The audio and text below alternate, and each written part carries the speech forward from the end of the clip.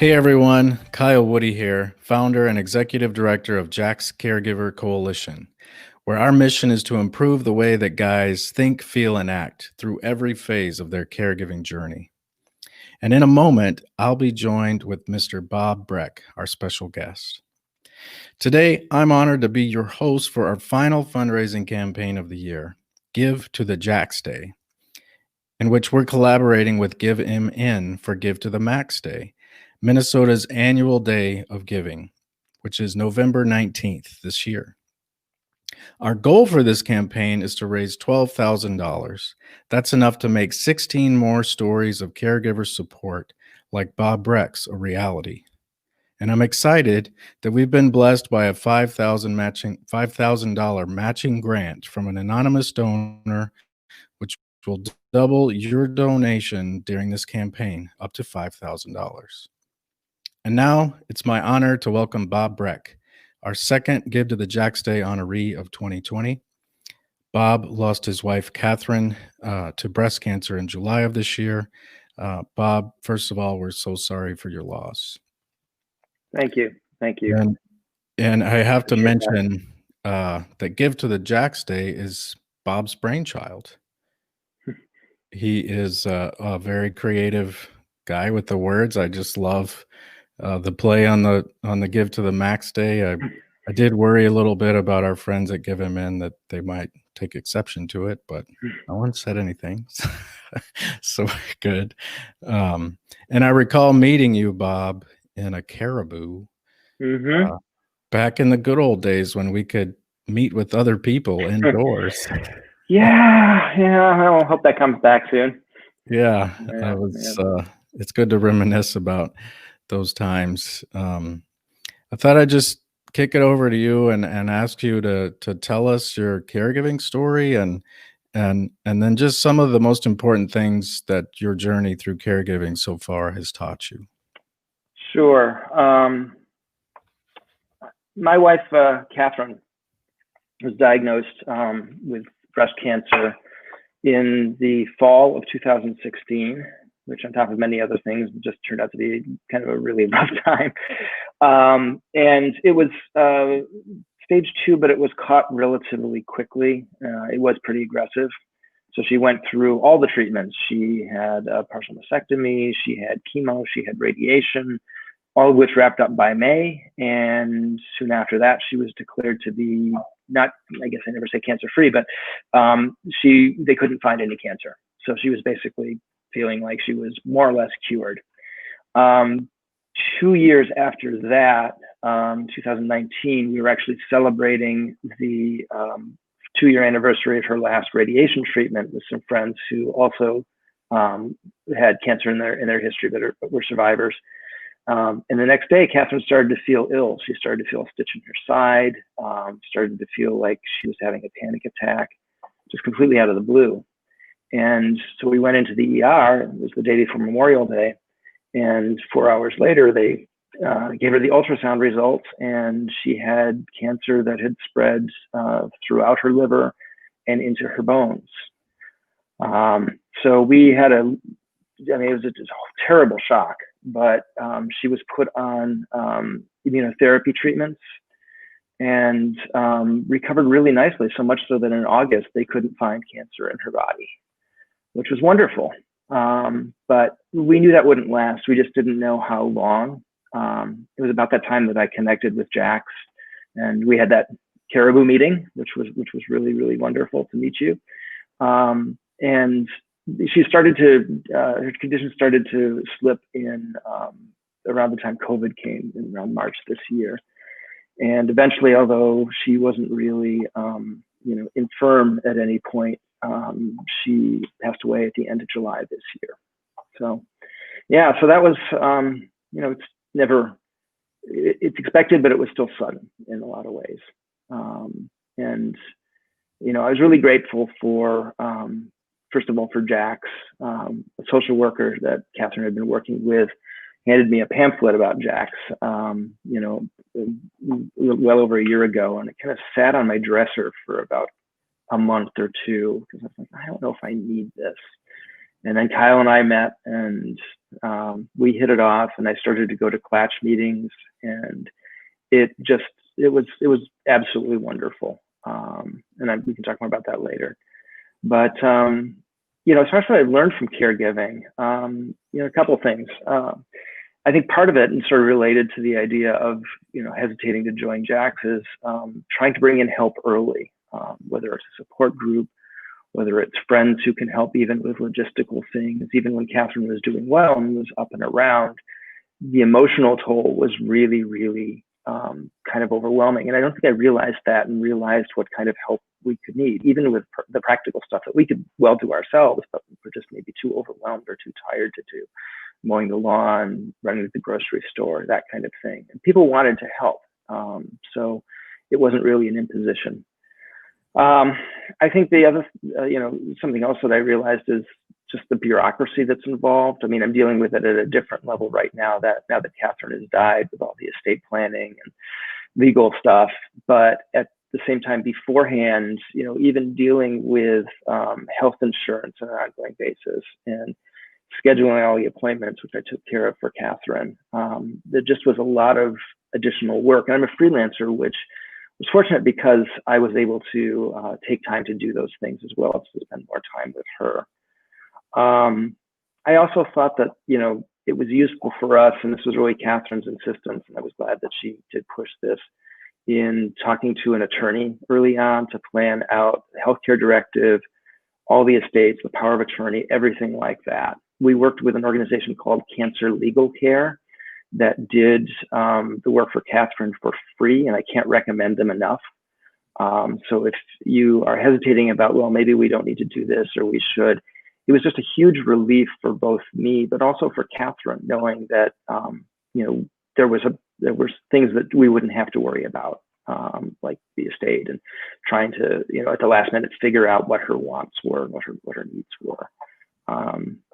And then I think the last thing, it was about we had an internment for Kathryn. With a small number of friends, socially distanced. And a couple weeks after that, I was looking through some files on my computer, and I found a document saying to be read after my death. And I didn't know this document existed, and she created it about a year ago. Oh, wow. So I opened it up, and it was something that she wanted to have read at her memorial, which obviously we couldn't do, but I sent it out to all of her friends as quickly as I could. And actually, a few of them read it at a little other service they had. But what she said, which I think is something that we tried to do in the past year of her life, but that's carried through, it's that old, live life while you can, which is I think I call it a necessary cliche. It's true. But she said, I'm like Jacob Marley, but instead of encouraging generosity, though you should do that, I want you to pursue pleasure, seize joy whenever you can. And beautiful. That's really hung around me. And she lived the last part of her life in that way. And, we were fortunate that we were able to do some travel. We were able to spend a lot of time together. But I think that that's a key lesson, is that the more of that you can do, the more meaning your relationship will have, and the more you'll have to remember after she's gone. And that meant a lot to me. In fact, she started a Facebook group for friends. She wasn't a big Facebook person, but when she got her diagnosis, she started a friend group. And can we say bad words, Kyle? Yes. Yes. Okay. Sparingly with any F-bombs or those extremes. Yes. Well, she started a Facebook group for her friends to help them sort of, stay in touch with her, and also to give updates on her treatment and their progress. And we've continued it after her death so people can communicate. And she decided to name it Carpe Diem Mother Effers, in case there are kids. I actually I don't know where they are now, but I had a pair of socks that said something very, very similar to that. I want those socks. Yeah. And actually, we buried her remains in September, but because of the production time, we won't be able to put in a marker into the ground until it thaws in the spring.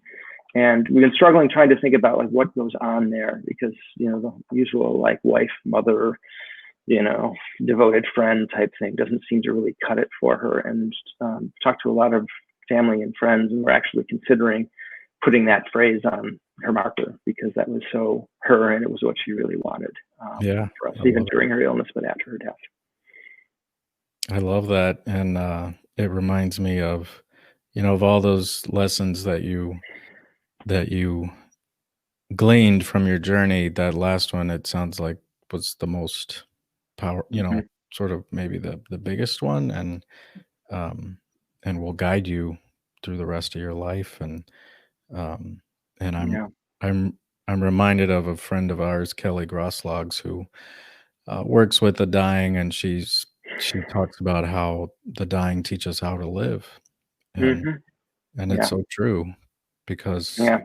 they don't they don't put up with very low tolerance for anything but joy when you've got very little time left. And Yeah. I lost my loved one like you in the same month this year. Hmm. um, Yeah. and it's dawns on me too, even though we have this community in Jax, and we're all there for each other, and supporting one another. Once you approach the end, things get so tough and overwhelming that we all kind of isolate. Um, Yeah. even I, because it's overwhelming, even no matter how prepared you are for it. Yeah. Um, True. it's just coming at you from every single direction. Well, I think that's why getting friends and resources in line before that happens is really useful. I mean, we were setting up an online portal called Lots of Helping Hands, which is pretty good, where we could post, you know, jobs that people might be able to help us with, and they'd sign up. And we were just getting that off the ground, and it was really too late for us to use it. I wish we'd done it sooner. Yeah. Yeah. Um, Wow. Yeah. So the wonderful lessons, Bob. Thank you for sharing, taking the time to distill those in your mind, and Sure. share those with our community. I'm wondering what or who within Jax was most helpful as you Hmm. navigated the terrain, and could you share a story uh, about any of that with us? Yeah. I can. I'm really grateful to Jax. I'm eternally grateful to Jax for the support that I was able to get, and even more than that, the community around it. Getting to know you, getting to know a lot of the other caregivers, and that was just enormously helpful in so many ways. I mean, I think the thing that I struggled with the most um, during my latest bout as a caregiver was just the uncertainty. You know, um, Kathryn's, I mean, doctors are always reluctant to say, well, here's how long you've got. And in a way that was good, because it allowed us to think a little bit longer term, and not feel desperate. But at the same time, the level of uncertainty around that, just how long do we have? What do we need to do? Can we wait on this? Do we need to talk to a lawyer sooner than later? Can we plan a trip next summer? All of that, the uncertainty around that, and then there was COVID, of course, too, which added to that.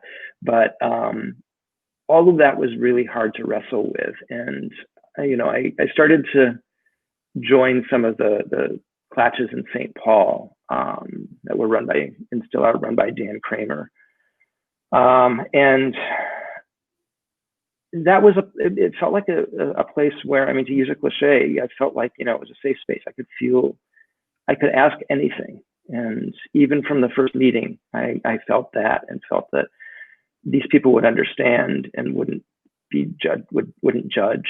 And there's a lot that we talked about, but the uncertainty was, I think, the main thing that they were able to help with. And I remember really distinctly Dan Kramer, who I've been in touch with throughout, and even after Kathryn's death, and who's just an amazing, amazing human being. Amen. Yeah, seriously. I remember asking in a clutch once,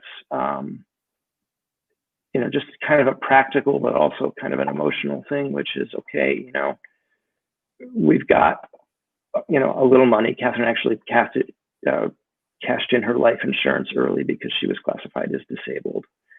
And the question was, do we spend that on the time we have left? Do we travel? Do we do, lots of things that we really never had the time to do before? Or do we save it for the point at which she will die? Because we knew that was going to happen, but again, we didn't know when. We didn't know what the horizon was. And I remember that Dan said that, his approach with his wife was, Kathryn's never going to be as healthy as she is right now. I mean, that is a fact, that, we know where this is going. She's going to be more ill eventually, and eventually she's going to die. And you don't know how long that is, but knowing that this is going to be probably the best that she's going to be right now, take advantage of that. And, we did. We planned a few short trips. We had a longer trip overseas that was planned for May that obviously had to be canceled. But I think just knowing that, without going insane and, spending, down all the retirement money and everything like that, that it was okay to spend both money, but also spend time and emotional energy on things now. And that helped an immense amount. Yeah, that just want to echo your observation that Dan Kramer is an amazing human, He and really how is. lucky we are to have his leadership in the clutches, which are discussion groups for caregivers Yeah. only, and um, yeah, the uncertainty, right? I've thought about how the pandemic and even this most recent election has given everyone a crash course in uncertainty, that Yes. this is the caregiver's life, and it goes on for years in many cases. Yep. You just aren't going to know, and Yeah. you have to make these decisions without any certainty, which hmm is not how we're programmed. Yeah. And it's Yeah. Yeah. Especially me, I'm a planner. I want to know what's happening next week, next month, next year. yeah. And none of that worked. None of that worked at all. Yeah, so thank you to Dan for Mm, providing that support, not only to Bob but to everyone else that comes to the Clatch, um, and I just want to remind our listeners that this is a fundraising campaign, and that our goal is to raise $12,000, which we're still early in the campaign, but we are a long, long way from. We have a long way to go, and we need your help. And the stories that we talk about that money would help us make 16 more of are stories like Dan Kramer being there for Bob, and hmm his role as a volunteer. And so we love the work that we do, and we want to do more of it, and with your help, we can help, even continue to help Bob navigate the rest of his journey, because I think there's a misconception that when your loved one dies, that somehow you're done. In many ways, the work has just begun, and it's just a new chapter hmm of the story that is very, very misunderstood by a lot of society. It's Uh, true. True. so Bob, you are a fundraising guru, and having you in a fundraiser, I just felt compelled to ask you fundraising questions.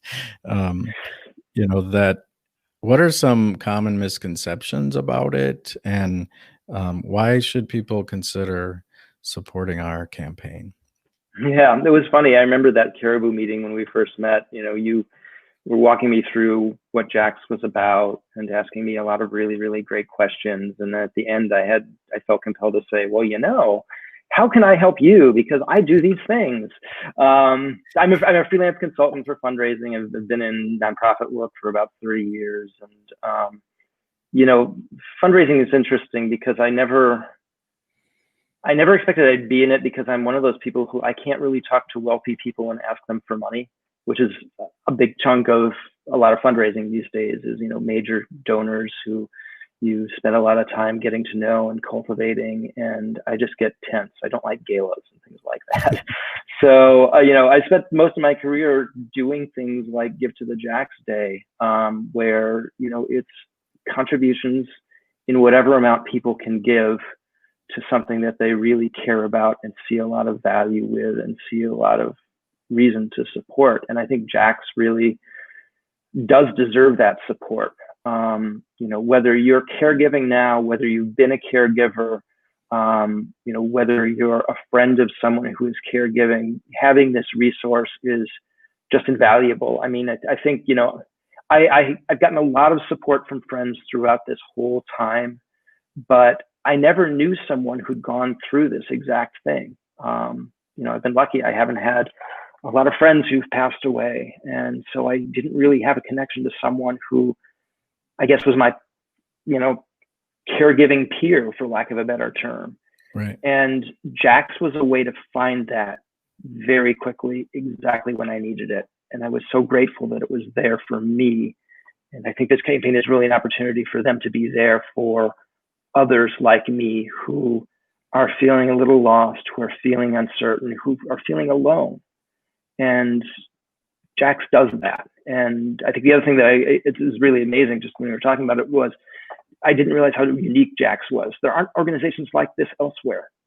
I mean, what Kyle Dan, with some of the other caregivers like Dan, is really, really unique and really valuable and really deserves support and needs to grow because the need is there. So yeah, I mean, I think that's it. I mean, so much of what I do is fundraising isn't, I know this sounds strange coming after a political election, but fundraising isn't at all about like, we're desperate, give us money. No! I'm glad, among other things about the election, I'm glad that seems to have backed down a little bit. Yeah. That's not the type of fundraising I like. That's not the type of fundraising I do for organizations I work with.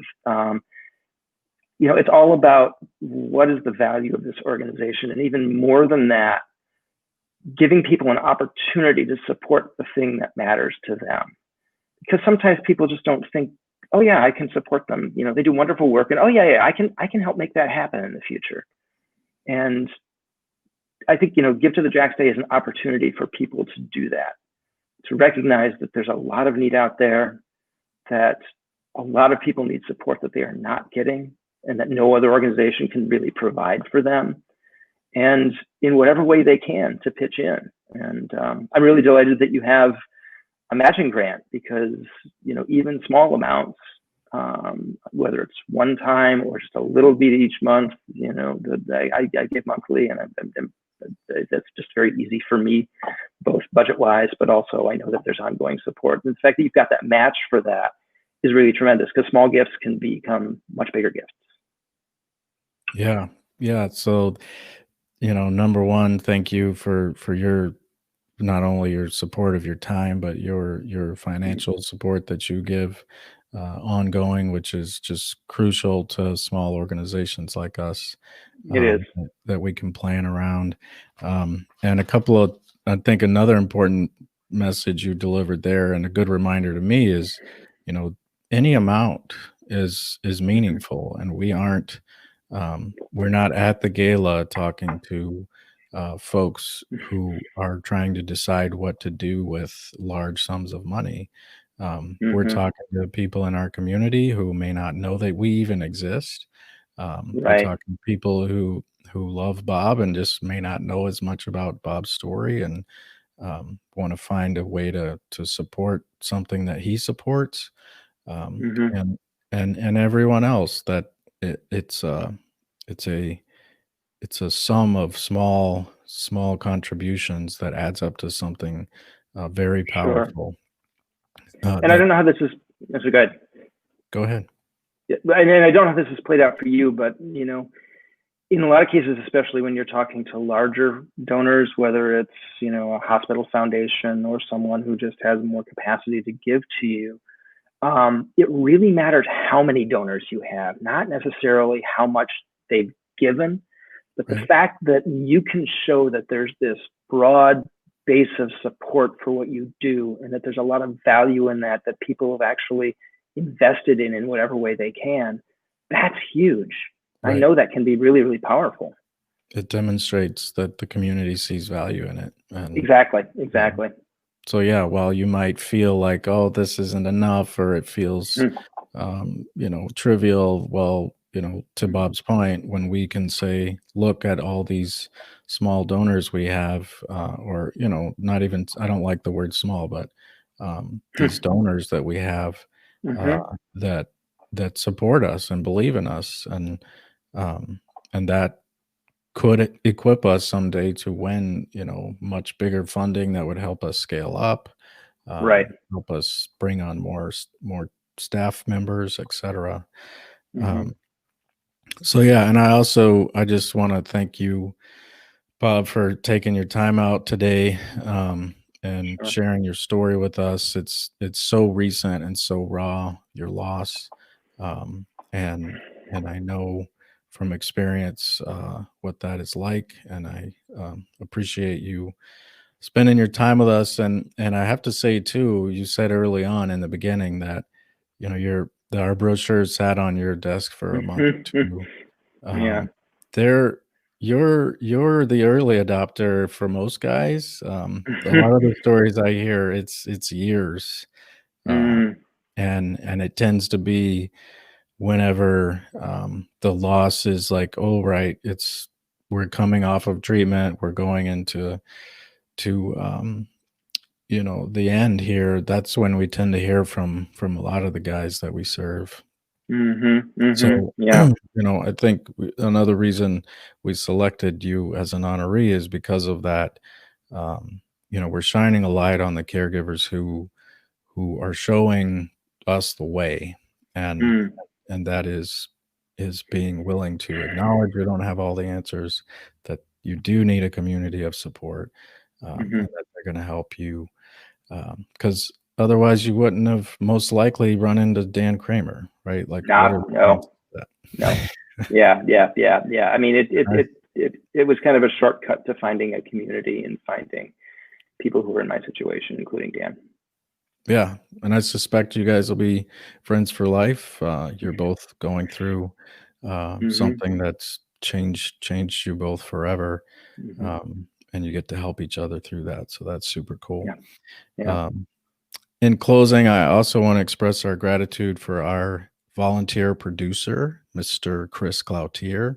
He's behind the scenes here, quietly making this all happen. And in this era of virtual fundraising, a lot of organizations like ours have to pay for that service, and we are delighted and humbled by Chris's donation of his time and his talent, so that 100% of your contribution goes directly to Jax. And I also want to express our gratitude for Eric Sheppers. He will be our final campaign honoree, and his episode will air on November 19th, Give to the Jax Day. And lastly, I want to thank each and every one of you who are tuned in, and just for that you would consider joining us on our mission with a donation. And again, our mission is to improve the way that guys think, feel, and act through every phase of their caregiving journey. Have an awesome day, everybody.